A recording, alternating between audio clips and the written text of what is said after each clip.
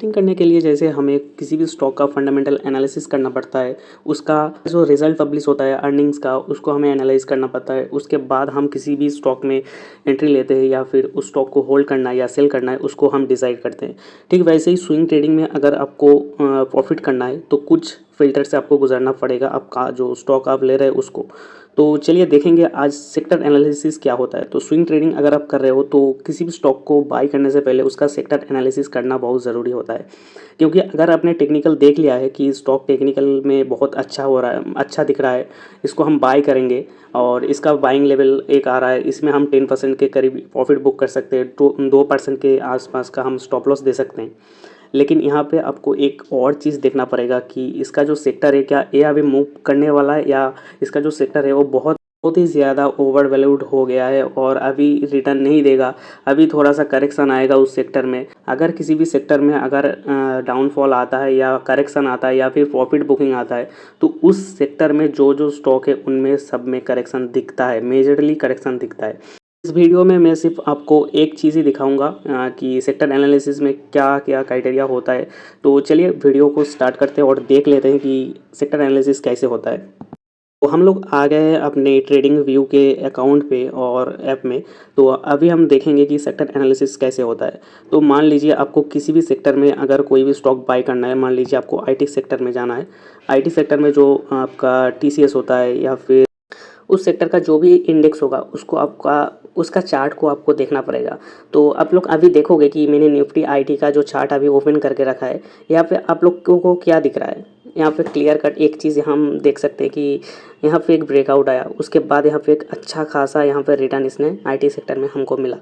फिर भी हम इसको क्यों बाई करें, यहाँ पे हम क्यों इसका जो आईटी सेक्टर में जो स्टॉक है उनको क्यों बाई करें।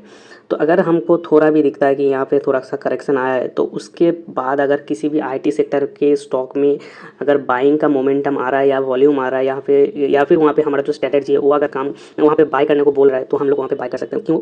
क्योंकि अगर हमारा जो स्टॉक है वो बहुत अच्छा रिजल्ट पब्लिश कर रहा है, उसका टेक्निकल बहुत अच्छा दिख रहा है, तो अगर वहाँ पे बाइंग मोमेंटम आता है और उसके साथ साथ अगर उसका इंडेक्स भी मूव कर रहा है, तो इससे अच्छा हमें और क्या चाहिए। स्विंग ट्रेडिंग में जो टाइम का प्रॉब्लम होता है कि बहुत टाइम तक हमें होल्ड करना पड़ता है, अगर ऐसे आप ट्रेडिंग करोगे, स्विंग ट्रेड करोगे, अगर सेक्टर के साथ साथ आप लोग चलोगे, तो आपका जो रिटर्न का प्रोबेबिलिटी है वो ज़्यादा से ज़्यादा बढ़ जाएगा।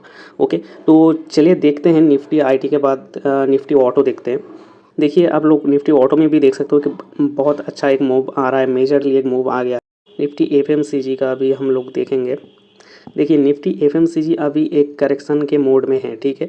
तो अभी यहाँ पे आपको जो साइडवेज एक मार्केट यहाँ पे दिख रहा है निफ्टी एफएमसीजी में, अगर आप यहाँ पे अगर कोई भी स्टॉक निफ्टी का ढूंढते हैं एफएमसीजी का, मान लीजिए आईटीसी हो गया या फिर आपका जो या फिर जो हिंदुस्तान यूनिलीवर है उसको, इन स्टॉक में अगर अभी आपको दिखता है कि बाइंग हो सकता है टेक्निकल में, या आपका जो स्ट्रेटजी है उसके हिसाब से अगर आप लोग देखोगे कि बाइंग का मोमेंटम यहाँ पे आ सकता है, तो उसके साथ साथ आप लोग इसका इंडेक्स भी अगर मूव कर रहा है, तो आप लोग वहाँ पे डबल कन्फर्मेशन लेके बाई कर सकते हो। चलिए मैंने आपके लिए एक सेक्टर चूज़ करके रखा है ताकि आपको समझ में आ सके। तो निफ्टी फार्मा में आपको अभी क्या दिख रहा है। निफ्टी फार्मा में आप लोग देख सकते हो कि बहुत बढ़िया एक मोमेंटम आया, उसके बाद एक करेक्शन आया। आप इस करेक्शन को प्रॉफिट बुकिंग भी कह सकते हो, लेकिन उसके बाद आप लोग देखोगे कि उसका जो करेक्शन आया था उसको बहुत अच्छी तरह से इसने बीट किया है। एक चीज़ आपको यहाँ पे मैं दिखाता हूँ स्विंग ट्रेडिंग में जो हमें बहुत ज़रूरी होता है।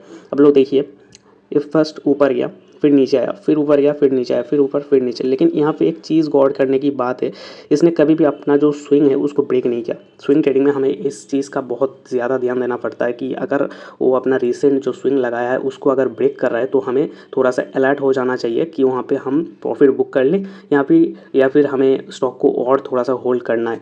तो आप लोग देखोगे ये बहुत अच्छी तरह ऊपर गया, लेकिन इसने अपना लास्ट जो स्विंग था उसको ब्रेक नहीं किया था। तो उस लेवल के आसपास फिर से आया, एक डब्ल्यू टाइप का पैटर्न यहाँ पे बनाया, फिर ये ऊपर जा रहा है। तो यहाँ पे हम लोग क्या कर सकते हैं, यहाँ पे जो प्रॉफिट बुकिंग आया था, तो बहुत सारे स्टॉक अभी डाउन में होंगे, लेकिन निफ्टी फार्मा का जो ज़्यादातर स्टॉक है वो बहुत अच्छी तरह से मूव कर रहा है, ठीक है। तो मैं आपको वही बोल रहा था कि अगर कोई भी स्टॉक थोड़ा सा भी नीचे आ रहा है तो उसको पहले जानिए कि वो क्यों नीचे आया है। अगर आपको लगता है कि थोड़ा सा यहाँ पे करेक्शन आया या प्रॉफिट बुकिंग आ रहा है तो यहाँ पे ऊपर जाने का चांसेस ज़्यादा होता है। और हमारा जो स्ट्रेटजी है वो भी अगर यहाँ पे बोल रहा है कि यहाँ से ऊपर जा सकता है, टेक्निकल जो है वो भी बोल रहा है कि ऊपर जा सकता है, तो हम स्टॉक को देखेंगे कि कौन सा स्टॉक अभी अच्छे वैल्यूएशन पे मिल रहा है हमें, तो हम लोग उसको बाय कर सकते हो। तो मैंने आप लोगों के लिए एक स्टॉक चूज़ करके रखा है। जब निफ्टी फार्मा बहुत अच्छी तरह से एक रिटर्न दे रहा था, उसके साथ बहुत सारे स्टॉक ने वहाँ पे रिटर्न दिया, जैसे सिप्ला मैंने आपको वीडियो बना के भी दिया था, वहाँ पे मैंने बाय किया था।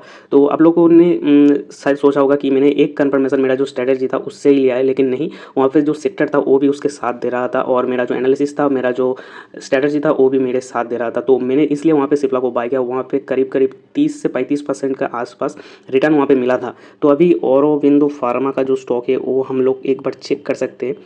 आप लोग देखोगे कि यहाँ पे एक ब्रेकआउट आया है, ठीक है।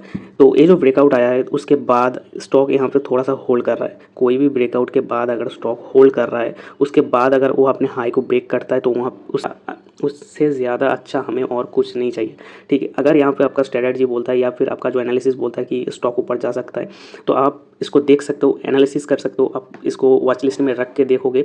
मैं इस वीडियो को यहाँ तक मैं इस वीडियो को यहाँ पे ख़त्म करूँगा और आप लोग इस स्टॉक को वॉच लिस्ट में रखिएगा। आप लोग देखिएगा कि यहाँ पे कैसे मोमेंटम आता है, सेक्टर कैसे मूव करता है, स्टॉक उसके साथ कैसे मूव करता है। बहुत सारे आप लोग सोच रहे होगा कि निफ्टी का जो फार्मा सेक्टर है वो बहुत अच्छी तरह से रिटर्न दे चुका है। तो अभी मैं यहाँ पे क्यों दिख रहा हूँ, क्योंकि औरोबिंदो फार्मा में अभी थोड़ा सा रिटर्न हम लोग दे सकते हैं, ठीक है। यहाँ पे एक अच्छा मूव आ सकता है अगर इसको ब्रेक करके ऊपर जाता है तो देखेंगे। आप लोग वॉच लिस्ट में ऐड करके रखिए। और लॉन्ग वीडियो नहीं डाल रहा था, शॉर्ट्स वीडियो में डाल रहा था। तो अभी मैं लॉन्ग वीडियो भी थोड़ा थोड़ा करके अपलोड करूँगा। अगर आपको पसंद आए तो वीडियो को लाइक कीजिए, उससे मुझे पता चलेगा कि आपको लोगों को लॉन्ग वीडियो चाहिए या नहीं।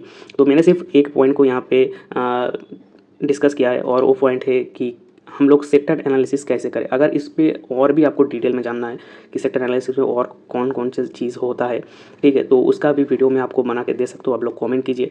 तो वीडियो को लाइक कीजिए, चैनल के साथ जुड़े रहिए।